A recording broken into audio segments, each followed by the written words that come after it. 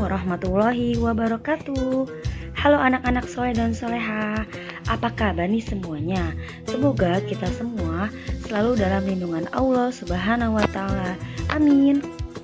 Pelajaran kita pada pagi hari ini yaitu materi pendidikan agama Islam dan budi pekerti kelas 4 dengan tema Aku Anak Soleh bersama Ibu Eva Khalifah MPD. Selamat menyimak dan belajar ya anak-anak soleh dan soleha. Tujuan pembelajarannya yaitu peserta didik dapat mengetahui makna sifat jujur dan amanah. Sebelum kita mulai belajar, marilah sama-sama kita membaca doa. Bismillahirrahmanirrahim. Raditu billahi robba wa bil islami dina wa bi Muhammadin nabiyya wa rasulah. Rabbi zidni ilma warzuqni fahma. Amin. Anak-anak di sini, siapa yang ingin menjadi anak soleh dan soleha? Marilah kita bersama-sama tepuk anak soleh. Tepuk anak soleh. Aku anak soleh, rajin sholat, rajin ngaji, orang tua dihormati, cinta Islam sampai mati. La ilaha illallah Muhammadar Rasulullah. Islam, Islam, yes.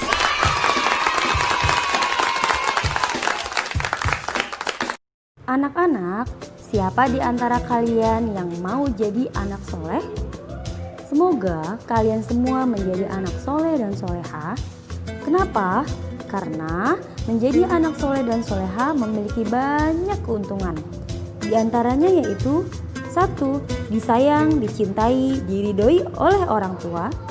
2. Akan dicintai dan disayang oleh Allah Subhanahu wa Ta'ala.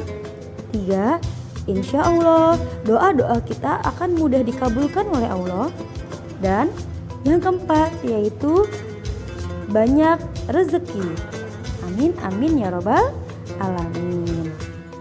Lalu bagaimana sih caranya menjadi anak yang soleh dan soleha? Ikuti pelajaran ini sampai selesai ya anak-anak. Yang pertama, jadi orang jujur. Ada suatu kisah tentang kejujuran seseorang di masa Khalifah Umar bin Khattab. Marilah lihat tayangan video yang ibu tayangkan setelah ini ya. Kisah Khalifah Umar radhiyallahu anhu dan gadis penjual susu. Umar bin Khattab, sahabat Nabi yang terkenal jujur dan adil, menjabat khalifah di kota Madinah. Pada masa kekhalifahannya, sudah menjadi kebiasaan bagi Umar dibantu asisten berpatroli secara diam-diam di kota Madinah untuk mengetahui secara langsung kondisi rakyatnya. Khalifah Umar membuat peraturan untuk para pedagang agar berlaku jujur dan adil. Salah satunya dengan melarang mencampur susu yang dijual dengan air. Suatu malam saat berpatroli, Khalifah Umar dan asistennya beristirahat dan bersandar pada dinding sebuah rumah. Ketika beristirahat, beliau mendengar dari dalam rumah suara seorang anak perempuan dan ibunya yang sedang bercakap-cakap. Ketika itu, beliau mendengar sang ibu berkata pada anaknya, "Anakku, campurkan susu ini dengan air agar bertambah takaran dan beratnya," ujarnya. Anaknya berkata, "Ibu, bukankah Khalifah Umar melarang kita untuk mencampur susu ini dengan air? Karena itu namanya curang dalam berdagang." Ibunya berkata lagi, "Anakku, tidak apa-apa. Khalifah dan petugasnya tidak akan tahu." Anaknya dengan tegas berkata, "Ibuku sayang, tidak pantas bagi kita untuk berlaku curang dengan mencampur susu dan air. Khalifah Umar dan petugasnya memang tidak mengetahui, tapi Allah Tuhan kita maha melihat," ujarnya. Mendengar percakapan ibu dan anak, Umar meminta asistennya untuk menandai rumah tersebut dan kembali melanjutkan patrolinya. Esok harinya, Khalifah Umar bin Khattab mengutus asistennya untuk mencari tahu siapa keluarga penjual susu itu dan bagaimana keadaan kehidupannya. Kemudian diketahui bahwa ibu dan anak perempuan tersebut tinggal sebatang kara tanpa memiliki saudara, serta hidup dalam kemiskinan. Khalifah Umar pun mendatangi rumah tersebut untuk bertemu dengan ibu dan anaknya. "Bukankah kalian yang semalam mengatakan untuk mencampur susu ini dengan air?" tanya Khalifah Umar. Wanita itu terkejut dan memohon maaf kepada Khalifah.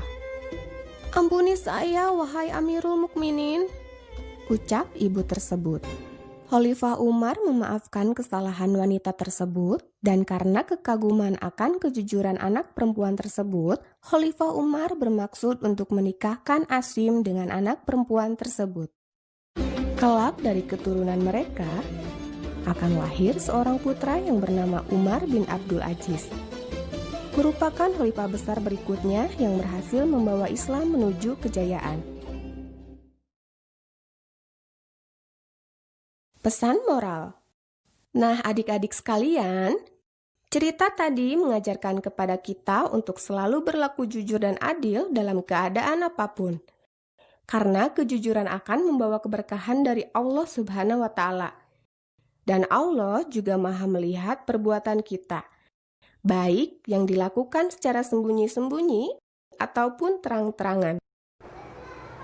Dari kisah tadi, kita bisa ambil kesimpulan bahwa orang yang berlaku jujur pasti akan mendapat balasan yang baik. Ia akan mendapatkan keberuntungan-keberuntungan dalam hidupnya. Seperti anak gadis tadi. Jujur tidak hanya dalam perkataan, namun juga dalam perbuatan. Oleh karena itu, kalau kalian ingin menjadi anak soleh, maka kita harus selalu bersikap jujur. Niatkan bersikap jujur itu untuk mencapai ridhonya Allah Subhanahu wa Ta'ala. Yang kedua yaitu sikap amanah.